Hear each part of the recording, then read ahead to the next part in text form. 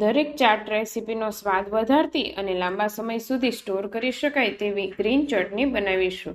એકદમ કાળી પણ નહીં પડે અને એકદમ ગ્રીન કલર એવો ને એવો જળવા રહે તેની ટિપ્સ પણ હું જણાવીશ. આ ચટણી ચાટ, સેન્ડવિચ અને ફ્રેન્કીમાં વપરાતી અને તેનો સ્વાદ વધારતી ગ્રીન ચટણી ખૂબ જ ટેસ્ટી એવી લાગે છે. તો તેના માટે યોગ્ય માપ અને ચટણીનો ગ્રીન કલર કેવી રીતે જળવાઈ રહે તેની હું ટિપ્સ આપીશ. તો ચાલો બનાવવાનું શરૂ કરીએ.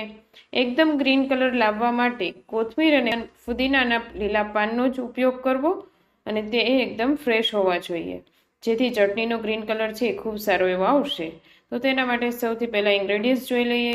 સૌપ્રથમ અહીં લીલા પાંદડાવાળી કોથમીર લેશું, તીખા અને ઓછી તીખાશવાળા બંને લીલા મરચાં, એક નાની વાટકી દાળિયા, તમે તેના બદલે શીંગનો ઉપયોગ પણ કરી શકો છો, 1 ટીસ્પૂન સંચળ પાવડર, 1 ટીસ્પૂન મીઠું, 1 મોટા લીંબુનો રસ, 1 વાટકી અને 2 ટેબલસ્પૂન ખાંડ, 10 થી 15 ફુદીનાના લીલા પાન અને 1 ટીસ્પૂન શેકેલું જીરું લેશું. તેનો સ્વાદ ખૂબ સારો એવો આવશે ચટણીમાં. તો ચાલો બનાવવાનું શરૂ કરીએ. સૌપ્રથમ ગ્રીન ચટણી બનાવવા માટે કોથમીરને તેના દાંડલી સહિત મિક્સચર જારમાં લઈ લઈશું. ત્યારબાદ તમારા ટેસ્ટના તીખાશ મુજબ તમે વધારે તીખું ખાતા હો તો વધારે તીખાશવાળા મરચાં લઈ શકો છો. અહીં મેં 2 થી 3 તીખા અને 2 ઓછી તીખાશવાળા મરચાં લીધા છે, તેને એડ કરીશું. હવે તેમાં 1 વાટકી દાળિયા ઉમેરીશું. તમે તેના બદલે શિંગદાણાનો ઉપયોગ પણ કરી શકો છો.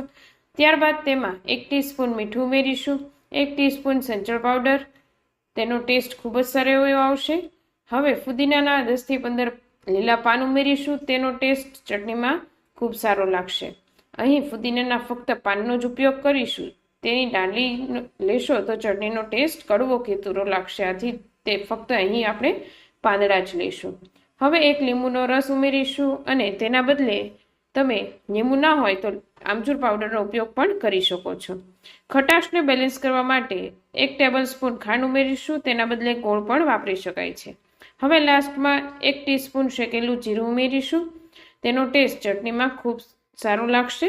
આ ગ્રીન ચટણીનો ગ્રીન કલર એવો ને એવો જ રહે તે માટેની ટિપ્સ જણાવું તો ચટણીને પીસતી વખતે તેમાં 2 થી 3 બરફના ટુકડા ઉમેરવા. બરફના ટુકડા મિક્સચર જાર ગરમ થતો હોય છે તેના ટેમ્પરેચરને બેલેન્સ કરી ઠંડુ કરશે, જેથી ચટણીનો કલર લીલો જ રહેશે. હવે તેમાં 1/3 કપ પાણી પીસી લેશું. બરફના ટુકડા ઉમેર્યા હોવાથી પાણી ખૂબ જ થોડું ઉમેરીશું. તમે જોઈ શકો છો ચટણી પીસી લીધા બાદ તેનો ગ્રીન કલર એવો ને એવો જ ગ્રીન રહ્યો છે અને ચટણીની કન્સિસ્ટન્સી પણ પરફેક્ટ રહી છે. તો આ ગ્રીન ચટણી ભારતમાં અને ગુજરાતમાં તો ખૂબ વધારે દરેકના ઘરમાં કંઈ ને કંઈ રસોઈ સાથે ખાવામાં ઉપયોગમાં લેવાતી હોય છે. દરેક જગ્યાએ અલગ અલગ ટેક્સચર અને સ્વાદમાં આ ગ્રીન ચટણીનો ઉપયોગ થતો હોય છે. તો આ ગ્રીન ચટણીને એકવાર તમે પણ બનાવીને જરૂરથી ટ્રાય કરજો.